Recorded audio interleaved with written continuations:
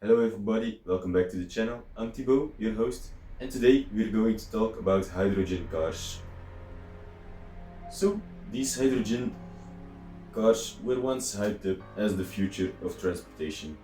This because these cars had no emissions, were fast for refueling, and had a crazy range that electric cars could only dream of. But what happened to these cars?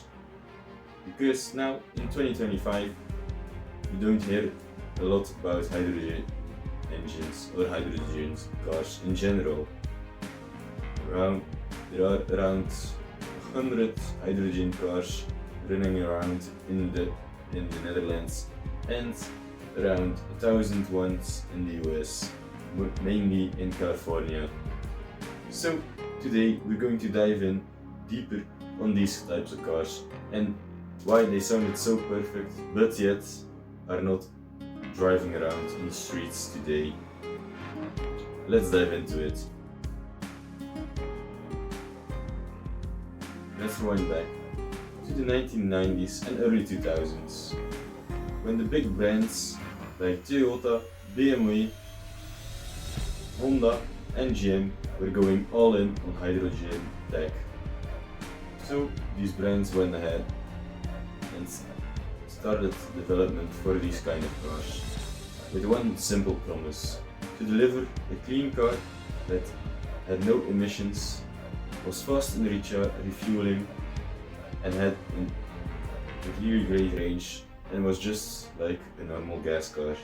Because this promise was so tempting, a lot of governments loved it too, and there were millions upon millions of investments made to make a hydrogen network work. The reason these investments were so great was because everyone thought the future would be clean and would be hydrogen fueled. But now, 2.5 decades later, we can see this was not the case. So, before we go any further, let's first talk about the science of these hydrogen powered cars. So, these hydrogen cars are technically electric cars. But the main difference between a hydrogen car and an electric car is that instead of a big battery, we have a hydrogen cell. This is basically where the hydrogen is transformed back into electricity. This is done by re-adding oxygen to the mixture and creating water in the process. That sounds fairly simple and really easy to do, right? But there is a catch. Creating the hydrogen in the first place is the difficult part from this entire process. So, most of the hydrogen today comes from natural gases, which also create carbon emissions. Although it is possible to make hydrogen with green energy, it's a fairly expensive process to do. So yes, the car itself is clean and green, but the process behind creating hydrogen isn't clean or green at all. So yeah, if your car works, then you at some point are going to have to refuel. But where would you go? Because these refueling stations are very expensive to build. We're talking millions each. You need high pressure tanks, cryogenic cooling, and also a lot of safety measures. Because this is very dangerous stuff that we're dealing with. So yeah, you can see that making one of these hydrogen refueling stations is not the same as just connecting a charger to the power grid. So here we are in 2025 without a lot of hydrogen refueling stations. And if you have some in your area and one breaks down, good luck going anywhere with your car. This is even worse for when you're going to travel, because for electric in Europe there are a lot of charging points and the number is always growing. But try going on a trip with a hydrogen car and your only refueling station is 300 kilometers away. That would be a big headache if you have to go ahead, and keep that in mind. So, while hydrogen cars were struggling to take off, there was something else growing in the background. This something else was Tesla. They were making electric cars, and these cars got cheaper and cheaper by the minute. This due to a couple of factors. First of all, the batteries were getting cheaper to build. Then, the technology behind electric cars was getting better and is still evolving as we speak. What was also a big factor in this is that there were a lot of charging points popping up everywhere around. And EVs were suddenly getting cool. So all these factors combined made it so that instead of going full in on hydrogen cars, the focus shifted towards electric vehicles. And there is also one key difference why this change happened.